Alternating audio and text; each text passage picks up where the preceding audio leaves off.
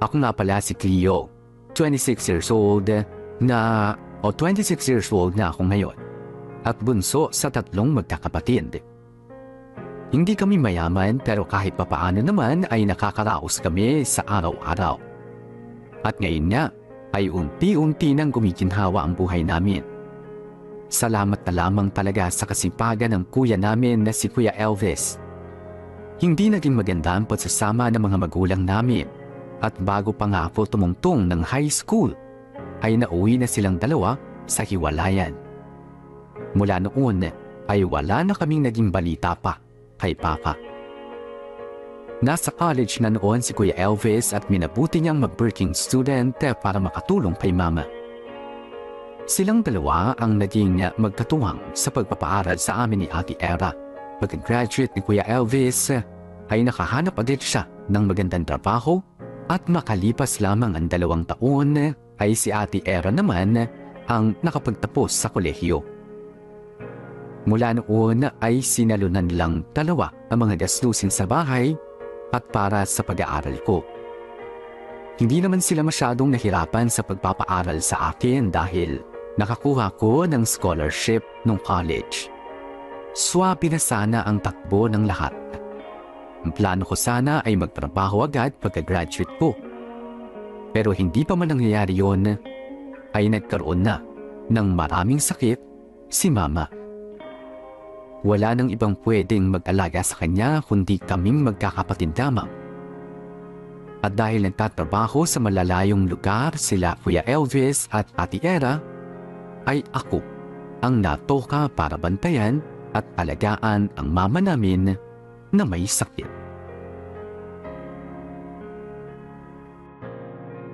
Ma, kain na kayo. Iinom pa kayo ng gamot. Anong ulam binili mo? Nagluto ako ng paksiw na isda. Isda na naman? Ma, ibang luto naman to eh. Ayoko niyan. Isda na naman. Puro nga isda yung ulam natin. Ibang luto nga to, ma. Di ba sabi nyo ayaw nyo ng sinigang? O ito paksiw naman tong niluto ko eh. Ayoko nga ng isda. Ba't ba ang kulit mo? Ay, mama naman eh. Hirap na nga ako mag-isip ng uulamin tapos tatanggihan nyo lang. Alam mo namang wala akong ganang kumain dahil sa sakit ko eh. Tapos, ipipilit mo sa akin kainin yung ayaw ng sikmura ko. Ano bang gusto nyong ulam? Ihanap mo ako ng kahit ano. Kahit ano. Tapos pag hindi nyo gusto magagalit na naman kayo. Baboy, kahit anong luto. Sa karinderya ka na bumili. Bawal nga sa inyo ang matatabang pagkain, ma. Kabilin-bilinan nyo ng doktor. Oh, edi, pritong manok dyan sa kanto. Yung tig-15. Ma naman eh. Ganon din yun. Pinalangoy sa mantika yun eh. Ay nako, wag na. Wag mo na akong ibili ng ulam. Hindi na ako kakain. Ihintayin ko na lang yung sarili ko mamatay dito. Bibili ako ng pitso, i-adobo ko. Yun na lang ulamin nyo, ha? Ay, bahala ka. Uulamin nyo yun, ha? Ay, Ma, uulamin nyo, ha? Baka mamaya magluto ko tapos ayaw nyo pala, masasayang lang. oo na, sige na. Sige po, bibili na ako.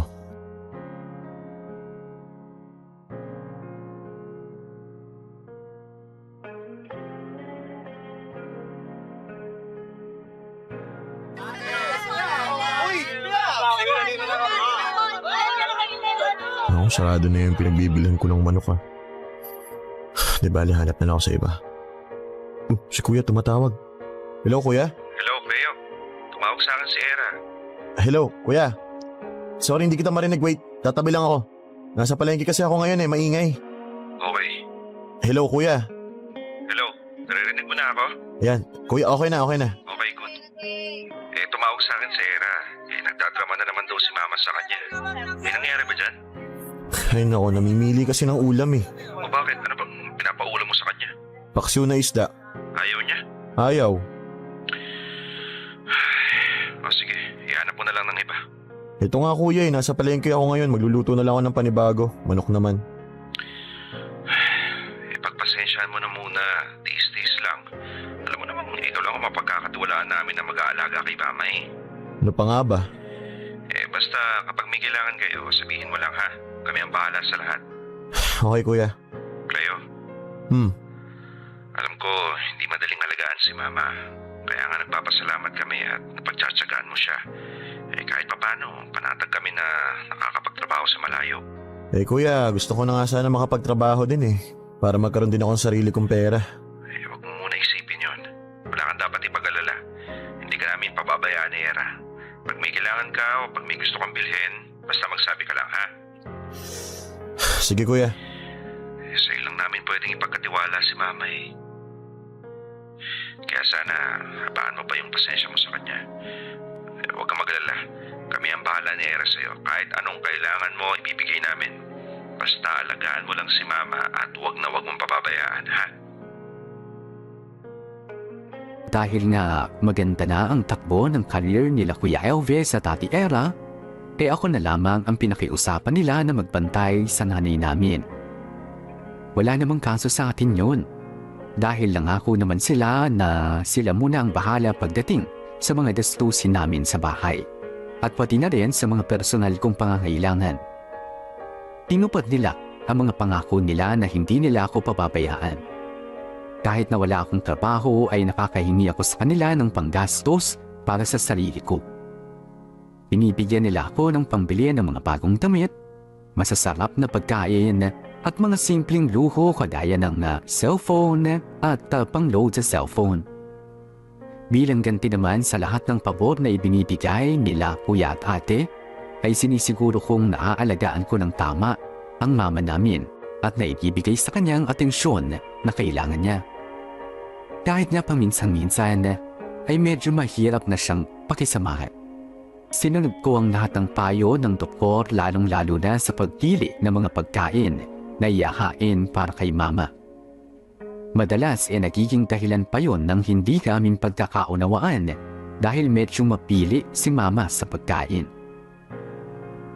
Lung complication and fatty liver ang naging sakit niya kaya bawal sa kanya ang mga pagkain matatapa. Nakuha niya yon sa paninigarilyo at sa pag-inom-inom ng alak noon. Oo, naging mabisyo si Mama noong kabataan niya. Actually, isa yon sa madalas nilang pag-awayan ni Papa noon. At ngayon nga ay sinisingil na siya ng katawan niya. At walang ibang pwedeng mag-alaga sa kanya kundi kaming mga anak niya lang. Salamat naman sa Diyos at kahit papaano ay nagkaroon ng magandang pagbabago sa kalusugan ni Mama. Tapos na kayo kumain, Ma? Akin na po yung pinakainin nyo. Lalagay ko na sa lababo. Jeric? Hello? Hello, Tol. Tol, balita. Nakapagpaalam ka na ba sa mga kapatid mo? Nakapagsabi na ako pero wala namang update Teka, tatawagan ko ngayon. Sige. Balitaan mo kami Sana makasama ka. Oo nga Sige, Tol. Balitaan ko na lang kayo. Ox? Hello? Hello, Kuya. May balita ka na ba dun sa leave na in-apply mo? Naku, oo nga pala, no? Nawala sa isip ko. Sa makalawa na kasi yung lakad namin, Kuya May hahabol pa kaya? Sa makalawa na ba yon? Sige, susubukan ka magsabi sa manager ko. Malalaman kaya natin hanggang mamaya kung approve yung leave mo? Oo, pero subukan mo rin magsabi kay Era, ha? Baka mas mabilis yung approval sa company nila Ganon? Sige, Kuya. Tatawagan ko rin siya. Sige. Sige, Kuya.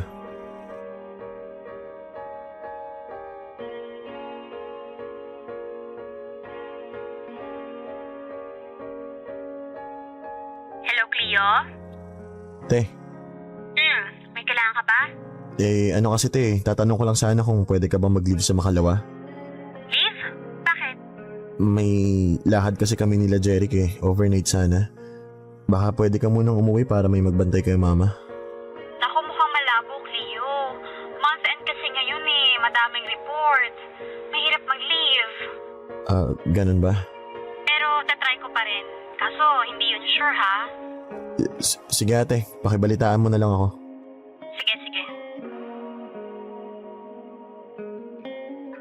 Ingat kayo, Tol. Pasalubong Ano, Tol? Hindi ka talaga makakasama? Sayang naman. Minsan na nga lang tayo mag-outing Wala Ako nakatoka sa pag-aalaga kay Ermats Hindi na talaga nakapag-leave yung mga utol mo. Hindi nga sayang. Grabe naman. Dala-dalawa yung kapatid mo, ni isa sa kanila walang nakapag-leave. Yun nga yung masaklap eh. Kailangan ba talaga na magbabantay sa airmat mo? Mukhang masigla naman na siya ngayon Oo, medyo maayos naman yung pakiramdam niya. Kaso madalas binabangungot sa gabi. Ganun ba? Lungkot naman ang buhay mo, tol. Hindi ka makagala ng sagad. Kaya mo na, mahalaga. Nagagampanan ko yung responsibilidad ko sa pamilya namin. Kaso tol, hindi lang naman ikaw yung anak ng airmat mo Alam ko, Tol, ibig kong sabihin, hindi lang ikaw yung may responsibilidad na alagaan yung airmat mo. Para saan pat naging 3 kayong magkakapatid kung hindi kayo magtutulungan? nagtutulungan naman kami Sus, nasaan ang nagtutulungan doon? Ikaw lang yung nag-aalaga sa airmat mo. Sila kuya naman nagpapadala ng pera. Hindi naman sila nagkulang sa part na yon. Kaso, sila lang yung umuusad yung buhay. Tapos ikaw, na-stuck ka na sa bahay. Ginawa ka ng caretaker ng mga kapatid mo Hindi naman ibang tao yung inaalagaan ko Airmat ko naman yun. Kadugo ko yun. Siya nga nagliwal sa akin sa mundong to Pero tol, sana kahit papano maranasan mo rin yung ganito, yung ma-enjoy yung kabataan mo. Ang dami mo nang namimiss Sayang yung mga panahon na lumilipas. Ngayon lang naman to, tol. Nagkataon lang na hindi na-approve yung leave ng mga kapatid ko. Bale next time, sigurado mapapagbigyan na nila ako. Swerte nga ng mga kapatid mo sa'yo, Cleo Kung ako yung nasa kalagayan mo, malamang nagreklamo na ako. Malamang ako din. Magkakaiba lang talaga siguro tayo ng upbringing. Kami kasi mahalaga talaga sa amin ng pamilya. Lalong-lalo na si mama. Huwag kang mag-alala, tol. Next time kapag may outing, schedule natin ng mas maaga para masabi mo rin agad sa mga kapatid mo. Sabi niyo yan, ha? Oo naman. Sige, enjoy kayo doon. Bawi na lang ako next time. Aba dapat lang, ilang outing ka nang wala Susunod may multa na pag hindi sasama Oo na, balitaan niyo lang ako sa group chat. Ingat kayo. Sige, tol. Kahit papaano masasabi kong naging maayos naman ang takbo ng lahat. Hindi ko nararamdaman na nagkahihirap kami pagdating sa usaping pinansyal. Si mama naman unti-unti nang nanunumbalik ang dating sigla at lakas. Yun nga lang, kailangan niya pa rin ang magbabantay sa kanya lalo na sa gabi dahil madalas siyang bangungutin o di kaya ay biglang nahihirapang huminga.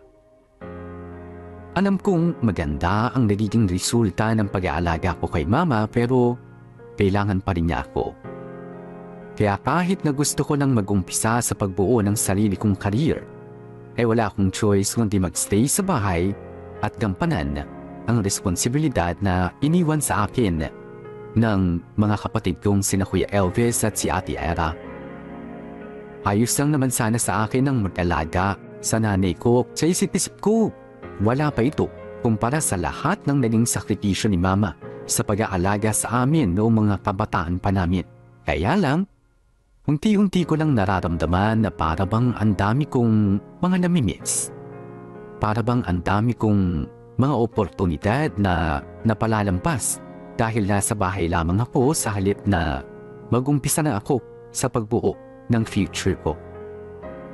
Bukod pa nga doon, para bang hindi ko na-enjoy ang kabataan ko.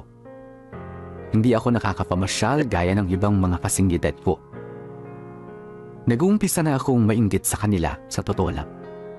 Nag-uumpisa na akong mag-isip na sana ay wala ako sa ganitong sitwasyon. Kuya, dyan na lang ako sa tabi. Kung bayad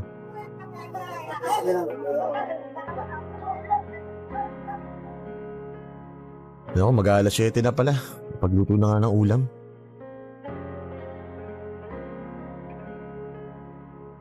Ma, bumili ako ng hipon.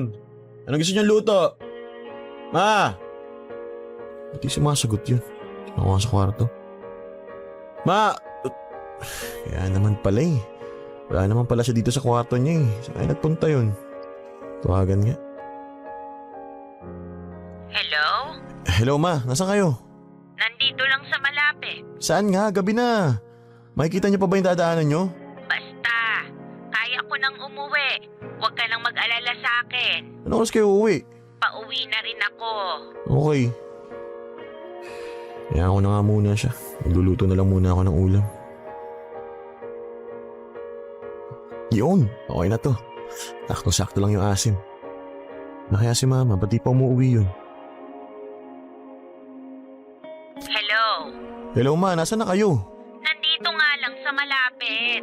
Akala ko ba pauwi na kayo? Eto na, pauwi na. Okay, siguraduhin nyo lang ha. Oo na. Anong oras na? Sabi pauwi na, hanggang ngayon wala pa. Ano ba, Cleo? Sinabi ko na nga pauwi na ako eh. Ano ba kasing klaseng pauwi yan, Ma? Kanina nyo pa sinasabing pauwi na kayo, hanggang ngayon wala pa kayo. Eh bakit ba kasi hindi ka makapaghintay? Nasaan ka ba kasi? Gabi na nasa labas pa kayo. Mabuti sana kung hindi malabo yung paningin nyo eh. Sabi ko naman kasi sa'yo, huwag ka nang mag-alala. Hindi pwede yun, Ma. Ako nag-aalaga sa inyo eh. Kapag nandito kayo sa bahay, todo reklamo kayo sa mga sakit ninyo. Tapos sasabihin nyo, wag ako mag-alala. Nasaan ba kayo? Pupunta ako dyan. Huwag na. Eto na, maglalakad na ako. Ay mga mare, mauna na ako ha. Kinukulit na ako ng bunso ko eh. O, hintayin mo ako. Pauwi na ako. Ano bang problema mo? Tawag ka ng tawag. Eh paano? Ilang beses nyo na sinabing pauwi na kayo? Nakapagluto na ako ng ulam, wala pa rin kayo rito. Oh, eh ano naman? May nangyari bang masama sa akin? Wala naman, di ba? O bakit? Kailangan ba may mangyari pang masama sa inyo bago kayo umuwi? Ang hirap kasi sa'yo, parang bata ang tingin mo sa akin. Na parang hindi ko kaya yung sarili ko. Ang hirap sa inyo kapag nandito kayo sa bahay, ang dami nyo sakit na nararamdaman. Pero kapag nasa sugalan kayo, kahit abutin kayo ng gabi, ayos lang kayo. Ano? O bakit? Akala nyo ba hindi ko alam na sa bingguhan kayo pumupunta? Maliit lang tong lugar natin, Ma. Imposibleng hindi ko malalaman ang mga pinagagawa ninyo. Pati ba naman yung paglilibang ko mamasamain mo? Walang problema kung maglibang kayo. Ang ayaw ko lang yung inaabot kayo ng gabi. Alam nyo nang halos hindi na kayo makakita, magpapaabot pa kayo ng dilim. Hay nako, ang dami mong kaartehan. Hindi kaartehan yun, Ma. Ginagawa ko yung responsibilidad ko na siguruhin maayos ang kalagayan nyo. Hindi pwedeng hayaan ko kayong pumunta kung saan nyo gustong pumunta hanggang sa may mangyaring hindi maganda sa inyo. Oo na, ginagawa mo na yung dapat mong gawin bilang mabuting anak. At ako naman ang pabigat na magulang.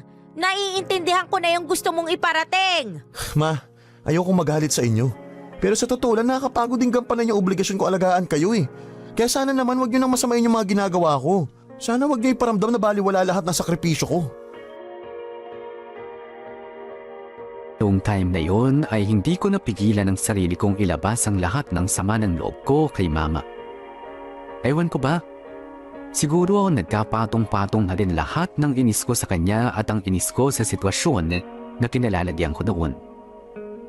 Masyado akong nag-overthink na baka tumanda akong walang gandang career o walang maipon man lang sa bangko. Hindi naman pwedeng habang buhay lang akong umasa kila Kuya Elvis at kay Ate Era dahil alam kong darating din yung panahon na bubuo na rin sila ng sarili-sarili nilang mga pamilya. Sa puntong yon, unti-unti ko nang tinwestiyon ang sakripisyo na ginagawa ko para kay Mama.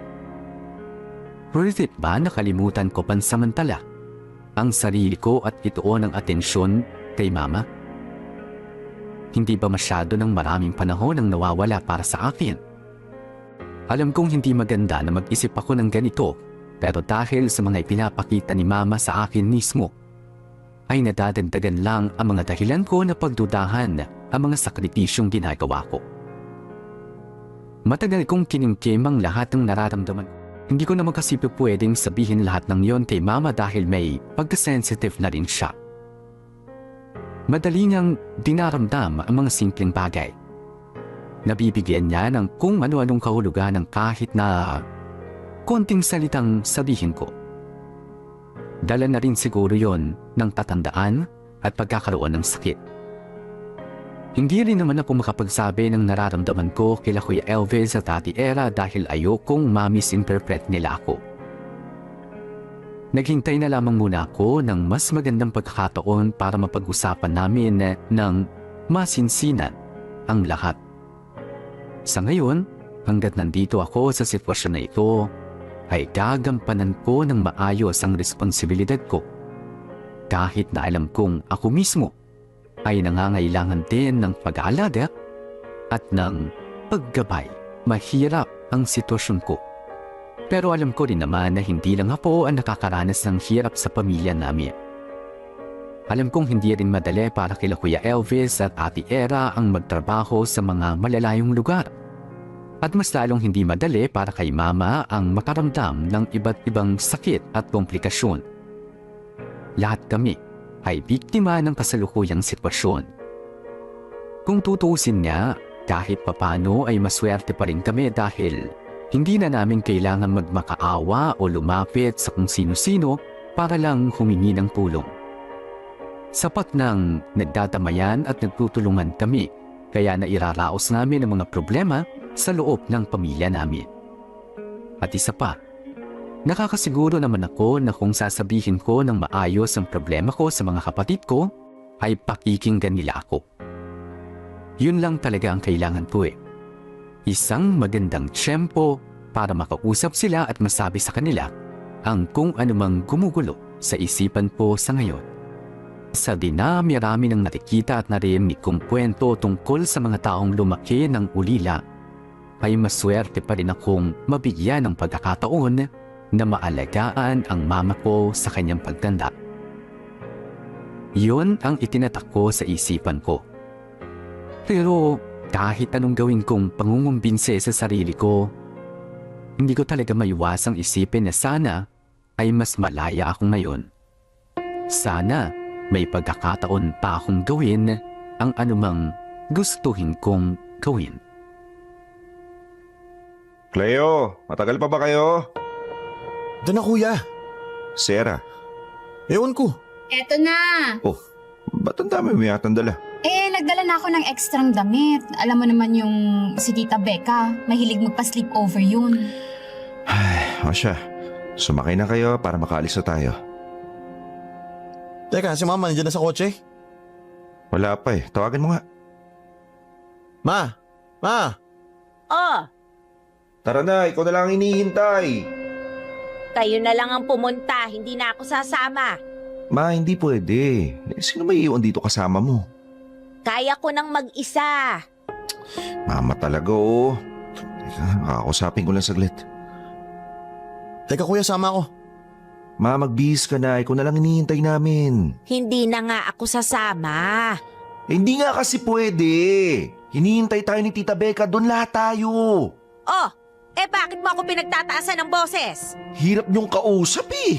Kanina pa sinasabi magbihis kayo. Ayaw niyong kumilos. Kuya, wag mo naman sigawan si mama. Nakakainis kasi. Ang kulit-kulit eh. Kahit na, hindi naman tamang sigawan mo. Nanay natin yan eh.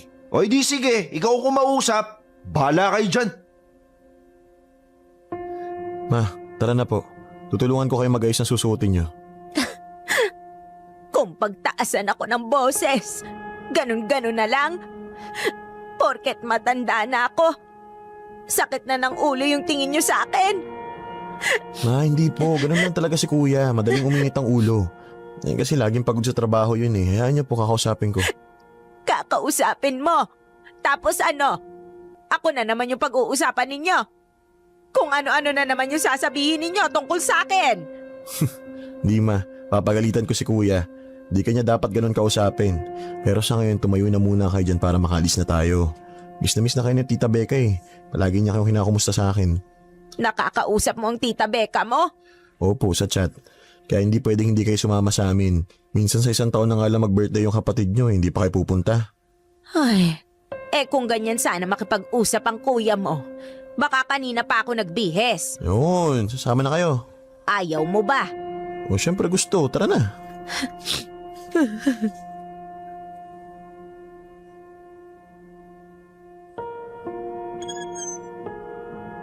Ay, akala ko pa naman mag-overnight tayo doon. Sayang lang yung pagdadala ko ng ekstrang damit. Sino ba kasi nagsabi sa'yo magdala ka ng maraming damit? Kung hindi sana nag-inate si Mama, malamang hindi tayo uuwi ng maaga. Psst, ate. Sinabi ko naman sa inyo, di ba? Huwag niyo na akong isama. Kayo lang yung nagpumilit. Tara na sa kwarto nyo ma, para makapagpahinga na kayo.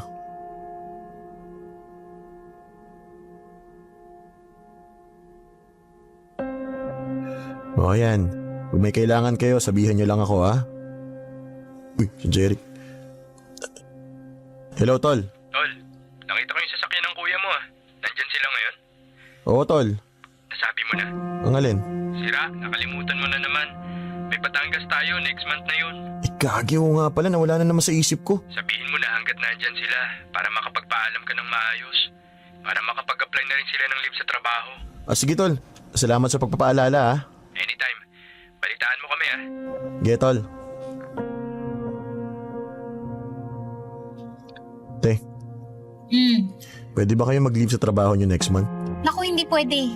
Lo, di ko pa nga nasasabi kung anong date hindi na kagad pwede. Wrong timing ka naman kasi. May vacation leave na ako next month. Pupunta kaming Ilocos ng mga tropa ko. Ganon? Buti ka pa nakakagala.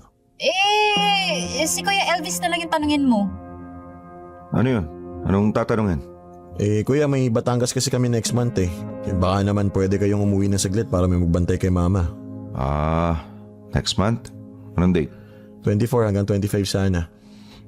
Teka. Nako, nasa Batangas din ako nito May site visit kami dun. So hindi ka rin pwede mag-leave? Ay, hindi Hindi ba pwedeng i-move sa ibang araw yung lakad nyo? Natanong ko kay Jeric. Pero ang alam ko yun lang ang available date ng property Saka ka na gumalak, Leo. Pasensya ka na ha. Inatapat din kasi na may lakad din kami. Ano pa magagawa ko? Tsaka isa pa, kapag ako yung nagbantay kay mama, malamang hindi kami magkakasundo nun. Kita mo naman yung ugali niya kanina, 'di ba? Ang arte-arte. Ang hirap kausap. Ay, nako, sinabi mo pa. Minsan na nga lang umuwi, pasasak din pa ulo ko. Ayun na nga Minsan na lang kayo uwi, puro sama ng loob pang binibigay nyo kay mama. O bakit parang kami pa yung may kasalanan? Kung kausapin nyo kasi yung tao, parang napakalaki na kasalanan sa inyo Paano naman kasi palaging pinipilit yung gusto niya? Hindi marunong makisama sa mga tao sa paligid niya. Kaya naman, hindi nyo man lang nagawang kausapin ng maayos, parang hindi nyo naman nanay yung kausap nyo Cleo, kung madali lang kausap si mama, hindi sana namin siya mapagtataasan ng boses. Oo, ngayon, alam nyo na kung gaano kahirap alagaan si mama. Alam nyo na kung gaano kahirap ang ginagawa ko sa araw-araw. Isang araw nyo pala kasama si mama, nagkakaganyan na kayo. Ano pa kaya kung kayo yung maiwan dito? Kaya nga ikaw yung pinaiwanan namin dito, di ba? Oo, alam ko. Pero sana naman mapagbigyan nyo ako na makapagpahinga kahit isang araw lang. Kasi sa totoo lang nakakapagod na Tinitiis ko lang lahat to kasi alam ko na ako yung may kakayahang alagaan si mama. Isang araw lang naman yung hinihingi kong pahinga sa inyo Di nyo pa maibigay. Sana lang talaga. Hindi ako magsawa sa ginagawa ko. Dahil pag dumating yung panahon na yon, siguradong sasakit ang ulo nyo sa problema.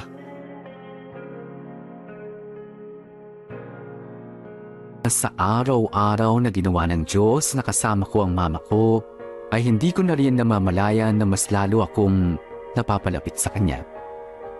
Oo, madalas na nagkakasagutan kami, pero dahil doon ay mas lalo ko siyang nauunawaan. Alam ko kung ano yung mga bagay na pwedeng maging dahilan ng pagtatampo ni mama at alam ko na rin kung papaano siyang susuyuin. Sa madaling salita, mas lalo kong minahal ang mama ko. At palagay ko, ganon din naman siya sa akin to the point na ako na lang yata talaga ang nakakaintindi sa kanya sa aming tatlong magkakapatid. Sa akin lang siya nakikinig. Kahit papaano proud ako na nakapag-build ako ng ganoong relationship kay mama. Sino mag-aakala na itong hindi magandang sitwasyon na ito pa ang magiging dahilan para mas magkalapit kaming dalawa. Ang kaso nga lang, ay hindi rin magandang epekto yun. Mas lalong tumindi yung dahilan para ako ang mag-alaga sa kanya. Ako lang at wala nang iba. Masarap ang mag-alaga ng sariling ina. Pero gaya ng ibang pagmamahal, darating din sa punto na mapapagod ka, lalo na kapag nakakalimutan mo na yung sarili mong kaligayahan. Kagaya na lamang ng sitwasyon ko. Hindi ko magawang unahin ang sarili ko dahil alam kong may umaasa sa akin. Hindi ko naman hangad na tumakas sa responsibilidad. Ang gusto ko lang naman ay yung saglit na pahinga. Kahit isang araw lang. Mabuti na lang at kahit papano bumubuti na ang kalagayan ni mama at unti-unti ko na rin nakukuha ang loob niya. Kaya kahit mailap ang pagkakataon ay nagawan namin ang paraan na maisingit ang pahinga na inaasam-asam ko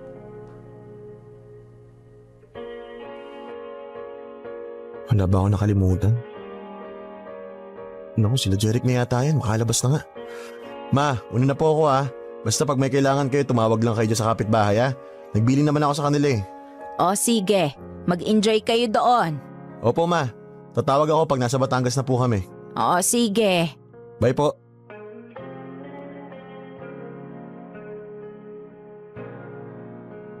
Yun, sa wakas, tuloy na rin yung pagsama mo. Oo nga eh. Whew, finally. O ano pa hinihintay mo? Tara, sakay na. Let's go. Cheers para sa tropa natin na ngayon lang nakasama. Ngayon lang nakasama, tumakas pa. Cheers! Cheers! Buti pinayagan ka ng mama mo na umalis. Oo, hindi naman mahirap kausap yung si mama eh. Paano yun? Sino kasama niya ngayong gabi? Overnight pa naman tayo. Nagbili naman ako sa kapitbahay na tingnan-tingnan siya. At saka nitong mga nakaraan naman, wala masyadong naging problema sa kalusugan niya eh. Okay, good. Sana magtuloy-tuloy na para makasama ka namin ng mas madalas. Oo nga eh. Ewan ko ba naman kasi siya sa mga utol mo. Hirap na hirap umuwi dito sa atin eh. Hindi naman ibang bansa yung nagtatrabahuhan nila. Si Kuya Elvis kasi, mataas na yung katungkulan sa kumpanya kaya madalas kahit weekend kailangan niya mag-report. Yung ate mo? Si Ate Ira naman, ayun, ni-enjoy pa yung travel goals niya kaya maya't maya naka-leave. Paano ka? Ikaw na lang palagi iintindi. Nahayaan ko na lang. Ayoko rin naman na hindi niya ma-enjoy yung buhay niya. Isa pa, hindi rin naman nila makasundo si mama eh. Maiksi pasensya nila. At saka may mga pagkakataon din naman talaga na mahirap maintindihan si mama sa totoo lang. Bakit hindi na lang sila maghanap ng trabaho na mas malapit? Para pwede sila mag-uwian araw-araw para hindi ka nahihirapan sa paghingi ng leave sa kanila. Actually, naisip ko nga rin yan eh. Uuwi naman sila pareho next month kasi birthday ni mama. Yan ang bala kong sabihin pag nagkaharap-harap na kami. Sana mapagbigyan ka nila, tol. Kasi syempre, may sarili ka rin namang buhay. Hindi naman pwedeng habang buhay kang na-stuck sa pag-aalaga sa airmat mo. Oo nga eh. Kaninong phone yung tumutunog? Ay, sa akin. Si Kuya Elvis. Hello, Kuya? Nasaan ka ba? Ano? Tumawag yung kapitbahay, tinakbo daw sa ospital si Mama. Ano? Kanina ka pa daw tinatawagan, hindi ka makontak. Mahina signal dito eh. Ngayon lang nagkaroon. Nasaan ka ba kasi? Basta sige na, uwi na ako. Tawagan na lang ulit kita. Anyari? Tol, wrong timing. Sinugod sa ospital si Ermat eh. Uwi na ako. Ay kagi, di nga. Hatid ka na namin. Pack up na tayo. Sira, sayang yung bayad nyo dito. Mas importante yung buhay ng airmat mo.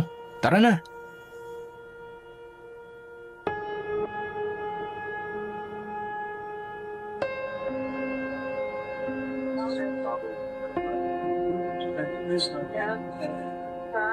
Kuya, pasensya na.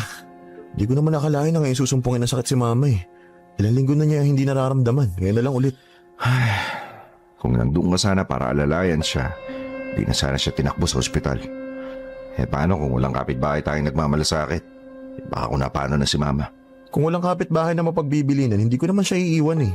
May kapitbahay man o wala, hindi mo dapat siya iniiwan. Alam mo namang masailan yung kalagayan ni mama eh. Nuna mo pa yung paglalamyerda mo. Kung pinagbigyan niya sana yung hinihingi kong leave, hindi sana umabot ng ganito. Hindi nga kasi pwede, di ba? Kaso anong ginawa mo? Pinagpilitan mo yung gusto mo. Tignan mo tuloy nangyari kay mama. Bakit kung umusta ka kuya? Parang concerned ka kay mama. Hindi mo nga matagalan nalagaan siya ng isang araw eh. Kaya nga sa'yo namin siya binilin, di ba? Kasi ikaw lang yung mapagkakatiwalaan namin na mag-aalaga sa kanya. Kasi nga, hindi naman ganun kalalim ang pagmamalasakit niyo kay mama. Ang akala niyo kasi porque nakakapagpadala kayo ng panggastos at panggamot niya, ayos na eh. Akala niyo sapat na yung pera niyo? Hindi lang yun ang kailangan namin kuya. Hindi lang yun ang kailangan ni mama. Huwag mo akong pagsasalitaan ng ganyan ha. Hindi mo alam lahat ng sakripisyo ko. O bakit? Ikaw? Alam mo ba lahat na nangyayari kapag wala ka dito sa bahay? At alam niyo ba lahat ng iniinda ni mama? Ha? Yung mga sakit niya, oo alam niyo. Pero yung mga sama ng loob niya, yung mga iniisip niya bago matulog sa gabi, lahat ng nararamdaman niya, wala kayong kaalam-alam. Kaya wag niyo kong pangaralan tungkol sa sakripisyo kuya. Dahil hindi lahat ng bagay alam niyo. Ganun ba talaga kadamot ang pagkakataon? Minsan na nga lang akong pagbibigyan na magsaya, meron pang hindi magandang kapalit. Pakiramdam ko wala akong karapatan na maging masaya. Parang hindi ako pwedeng lumimot sa responsibilidad ko kahit panandalihan lamang. Hindi ako naiintindihan ng mga kapatid ko. Tanging si Mama lang ang nakakaunawa sa akin pero wala naman siyang magagawa sa sitwasyon. Gustuhin man niya, hindi niya maibibigay sa akin ang gusto ko dahil siya mismo ang dahilan kung bakit napako ako sa sitwasyong ito. Alam kong marami ang magagalit sa inyo sa sasabihin ko. Sa totoo lang, hindi ko napigilang hilingin na sana nga ay natuluyan na lamang si Mama nung time na yun. Yun na lang kasi ang paraan eh. Kung hindi na siya tuluyang gagaling mula sa sakit na nararamdaman niya, ang pagkawala na lamang niya ang natitirang solusyon sa mga problema ko. At oo, napakasama akong anak para isipin man lang yun. Mabuti na lang at hindi nagtagal sa akin yung ganoong kaisipan. Agad-agad akong nagsisi at bumawi kay Mama. Mas kailangan niya ako ngayon. Lalo't nagkaroon ng hindi magandang epekto ang pag-atake ng sakit niya. At hindi na ako papayag na may mangyari pa ulit na masama kay Mama. Pagod. Dami ko pang gagawin. Maglalaba pa ako, magluluto pa ng tanghalian. Ay. Cleo! Cleo! Po, Nasaan ka ba? nandito po sa banyo. Naglilinis. Halika muna at hindi ako makatayo. Sige ma, saglit lang. Bakit ma? Tulungan mo muna ako. Nasi-CR ako. Sige ma, tara. Kain ko na kayo. Dahan-dahan. Sige na. Iwan mo na ako rito. Kaya ko na. Sigurado kayo ma? Oo. Okay, hintayin ko kayo dito sa labas ha. Oo. Nakapagluto ka na ba ng tanghalian natin? Hindi pa ma, maglalaba pa ako eh. Ay, bago ka maglaba, pwede mo bang ayusin yung TV dun sa kwarto? Gusto kong manood eh. Manonood po kayo? Oo, yung usong-uso ngayon, yung mga Korean. Ikaw na bahala kung anong magandang palabas. Para magkaroon man lang ng konting libangan. Sige ma, ayusin ko mamaya.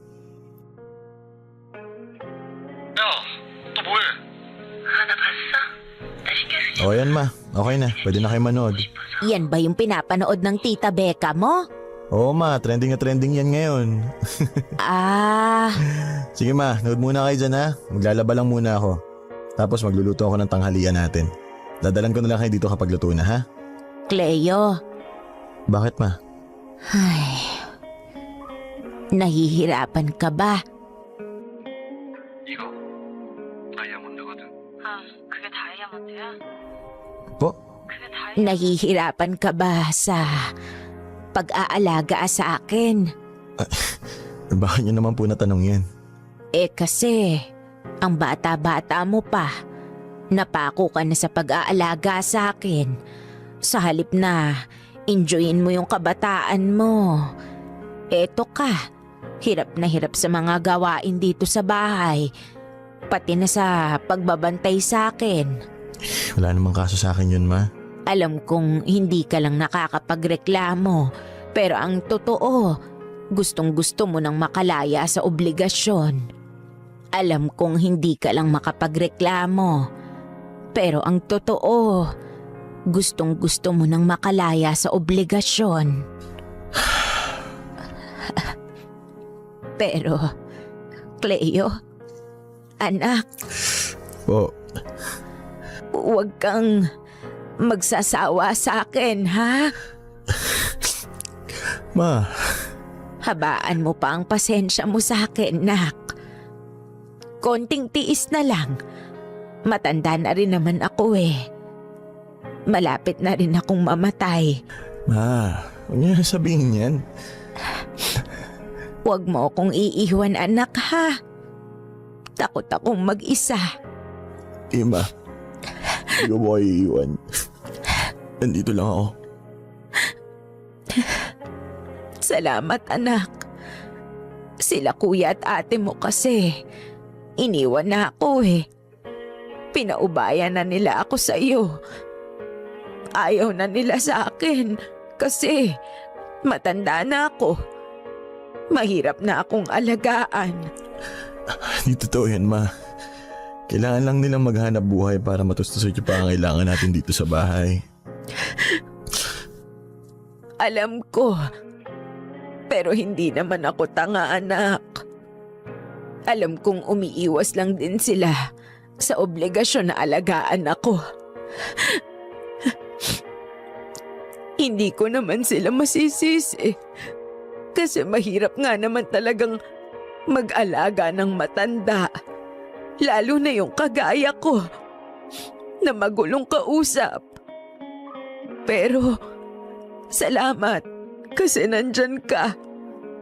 Ikaw lang yung nagtsatsaga sa akin. Ma, mahirap din naman kaming alagaan ng mga bata kami. Pero pinagtsagaan niyo kami. Pinalaki niyo kami. Hindi kayo nagreklamo. At alam kong ginawa niyo yun. Hindi lang dahil anak niyo kami. Kundi dahil mahal niyo talaga kami. Kaya huwag kayong mag-alala. Kami naman ang mag-aalaga sa inyo ngayon. Pagtutulong-tulong kami, Ma. Hindi ka namin pababayaan. Hindi ka namin iiwan.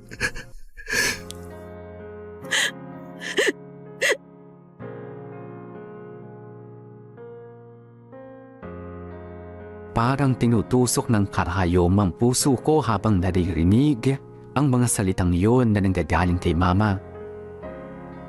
Yun ang huling malalim na pag-uusap namin.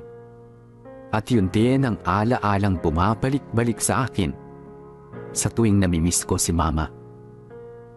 Wala na ang mama namin. Hindi na rin niya kinaya ang komplikasyon ng sakit niya.